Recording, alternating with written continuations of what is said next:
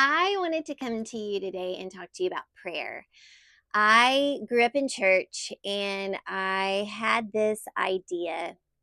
I know God is real, but I had this idea that He was this big God sitting up in heaven on His throne, dealing with all of the world's issues, huge issues, and who really am I? I know He created me. I know He loves me. I know He's watching over me, but that's probably it. Who am I that He would be involved in all the little bitty details? And so, if you're one of those people that think that have a hard time grasping the idea that God is involved, if you're going through a season where you've been praying and believing and nothing is happening, and so you feel like almost that He's not listening or hearing you, or if you don't even believe in God, I want to bring to you a personal story that happened to me uh, several years ago, probably about 15 years ago now, but it was so powerful that it changed all of that. It changed my view of God, of how involved He is in my life, and I wanted to share it with you to maybe help you as well. I grew up, as you know, many little girls do, with a dream that one day I was going to get married, I was going to have children, I was going to live in the yellow house with the picket white fence and grow old with my husband, having, grandbabies run around in our backyard as we sit on the back porch, rocking in rocking chairs and sipping coffee. Amen. And as I grew up, even in the teenage years, I wanted to have children. I didn't ever like the idea of like babysitting or anything like that. Taking care of kids, just was not desirable. Um, but I just went on with life and did other things for jobs. But I always, kind of was like, I did have that view of children. I was like, I'm just not you know, I would just, I'm not a babysitter. I don't like that. And so I ended up meeting my husband to be at about 20, 21 years old. We ended up getting married, and um, I thought that that desire to have kids, would be there. And as we were married throughout the years, I started to notice that I did not, I had a very strong lack of desire to want to have kids. I thought maybe it was because, maybe we just were young and I needed some time that it would come. But I was starting to approach at this point about 30 years old, and I knew he wanted children.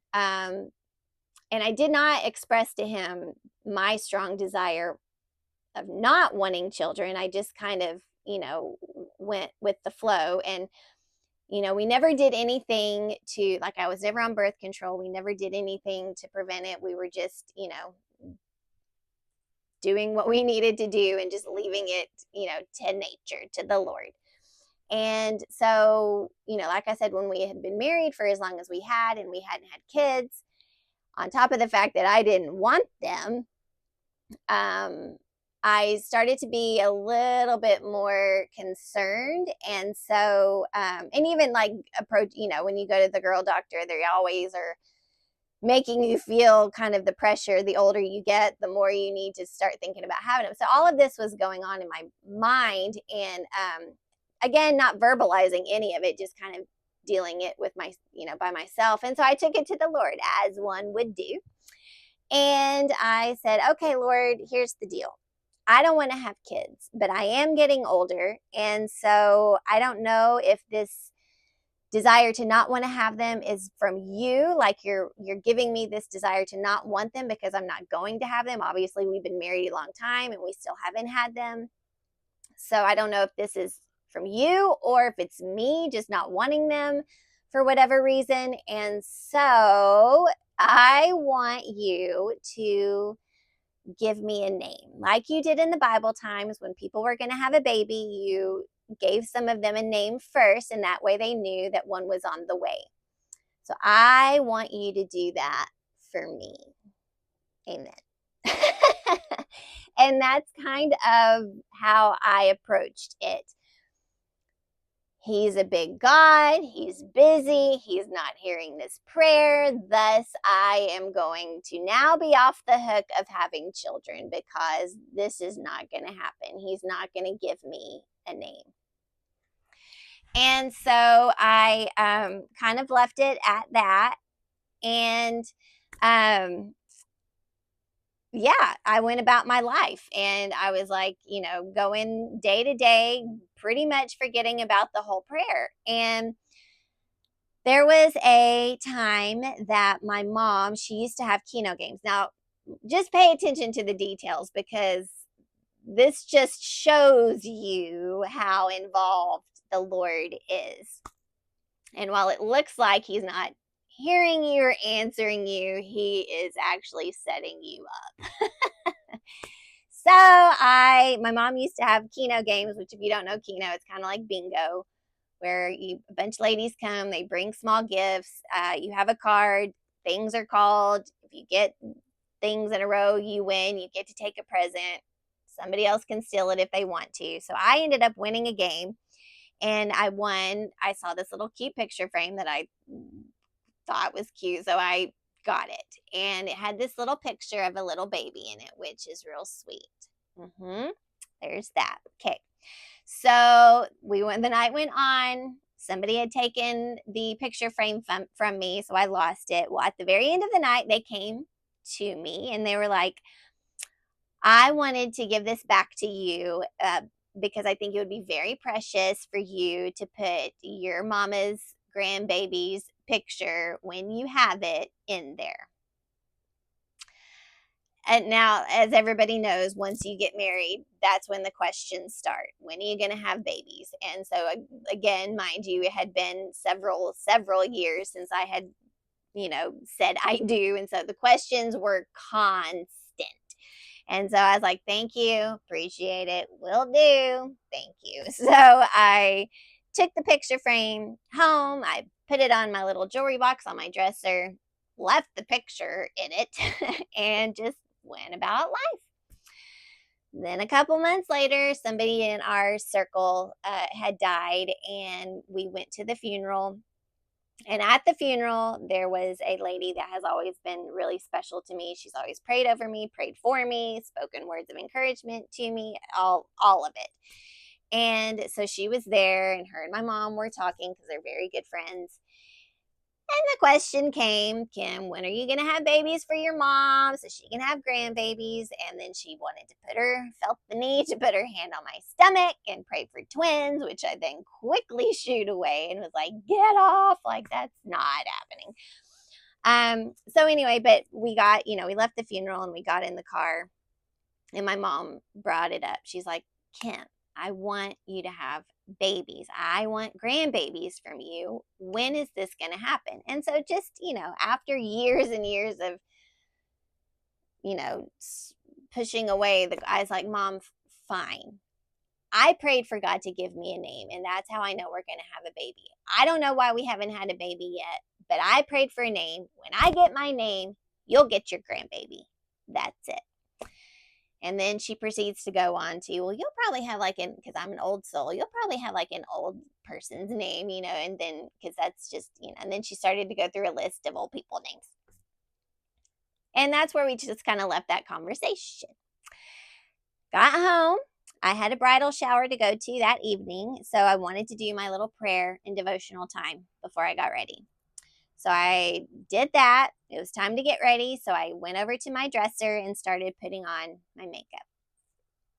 As I'm putting on my makeup, I'm looking down and I looked at this sweet little picture. And as I looked down at that picture, Addison, putting on my makeup, Addison, kept coming to my mind. There was no voice. It was just this little irritating thought that would not go away. So as I'm doing this, the prayer came up, and the conversation with my mom came up, and I was like, Addison. Now, at this time, Grey's Anatomy was big. I've never watched Grey's Anatomy. I didn't know that there was a person with the name of Addison on that show. The only time I had ever heard Addison was because I lived in North Texas and there's a city with that name. So that's what I was thinking. I was like, Addison. Well, I've heard it for a city. I've never heard that for a name. That's kind of interesting. And then I started to be like, Addie, because that's, kind of sounds a little old school, and just going through this. And then I'm like, wait. Like, this is not happening. Like, this is not happening. Like, this is not my name. This is not my name. This is not happening. But if it is happening, Lord, I want you to give this name to my then husband, because we're divorced now. Give this name to him. Amen. Knowing this isn't my name. This isn't happening. I'm not, therefore, he's not going to give nothing to nobody. Like, this is my out again. My faith, you guys, just to show, like, trying, I don't want this to happen. And so I'm trying to ask steps that I know isn't going to happen. So I finish putting my makeup on. I leave the prayer right there. Don't think of it again. Go to my bridal shower, come home, and he's not home. And he worked late a lot. And so this particular night, I called him and I said, hey, I got home, noticed you weren't here. Is everything okay? He said, yes. One of his coworkers ended up needing a ride home. So he took his coworker home. Well, his coworker knows that he plays the guitar. So he asked him to come into his house so he just bought his son a guitar. So he's going through this whole spiel. I went in to go see his son's guitar and we started talking. Getting off the phone, I'm like, okay, I'll see you when you get home. Oh, by the way, he says right before we hang up. And I'm like, okay. I wanted to tell you his son has a really cool name. It's Addison. I almost passed out. I said, I'm sorry. And he's like, what? And I said, what did you just say? What name did you just say? And he said, Addison. And I was like, you need to get home and we need to have babies ASAP. And he was like, what is happening? Mind you, he didn't know. Like, he had no clue of any of this whole process that I had been going through. Everything, the only time anything ever came out of my mouth was to my mom earlier that day. That was it. Nothing had came, like, everything was in my mind, my head, the prayers, all of it. And the fact that he is spitting out the name that I had just been pondering hours before, I could not believe it.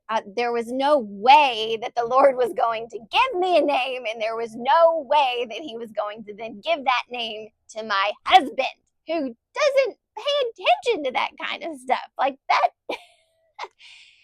he's never noticed anybody's weird name. And the fact that he is spitting that out, I just couldn't believe it. From that moment on, it became very obvious to me that God is real, which I knew, and that God is involved.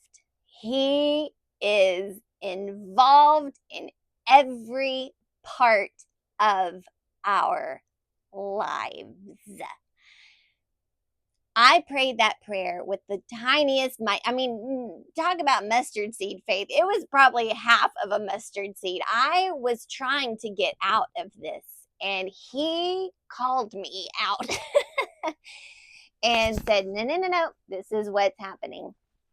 I couldn't believe it. And it did 3.5 years later. I mean, obviously I did tell people about this. I testified about it at church. And then the question was like, well, are you pregnant yet? Are you pregnant yet? And at that point, I didn't care. I didn't care if I was pregnant that month after. I didn't care and I even said it, if I'm 50 years old and just popping this baby out, I'm fine with that. I know that I'm having a baby. I know it's going to happen. And I don't care when it does. God did what he needed to do to show me that what I needed to do. And that's it. Like, you know, that's it. And so I wanted to encourage you with that, because if you are going through something and it just feels like you've been praying and believing and praying, believing, and nothing is happening, don't think that God is not involved. There are things happening and not happening. He is making the way that needs to be made possible. It will happen as he sees fit, and you need to be okay with that. That was where I was like, I'm at the point where I don't want kids, but if you want me to have kids, here's what I need from you. He gave it. Then I was like, here's something else I need from you. He gave it. And then after that, it was just, I don't care when. All I know is that you say go. So we're going. And, there have been times since then that I have gone through the process of, God, are you hearing me? Nothing's happening. I'm praying, because after it happens once, I'm like, well, now this is going to happen all the time. No, this has not happened all the time. I have been left wondering, but then again, I just have to look and see my sweet boy's face and know absolutely he hears me. If nothing's happening, there's a reason for it. But just know he hears you. He hears you. It doesn't matter how much faith you have. If you have enough faith to spit a prayer out to him, he hears you. And it doesn't have to come out of your mouth. Mine didn't even come out of my mouth. It was all up here. Like, if you have enough faith to even think a prayer to him, he hears it. Don't ever doubt he hears it. And he's answering it how he sees fit. So just know he's not ignoring you. He's not too big. He's not up there not paying attention to you. He absolutely is paying attention to you more than you could ever think. And just be encouraged that what's supposed to be will be when it's supposed to be. And just rest in that truth. I am a witness, and I've had to keep convincing myself of that same thing. He's involved, and it will be what it's supposed to be when it's supposed to be. And that's it. Amen. Let it be so. Have a good day.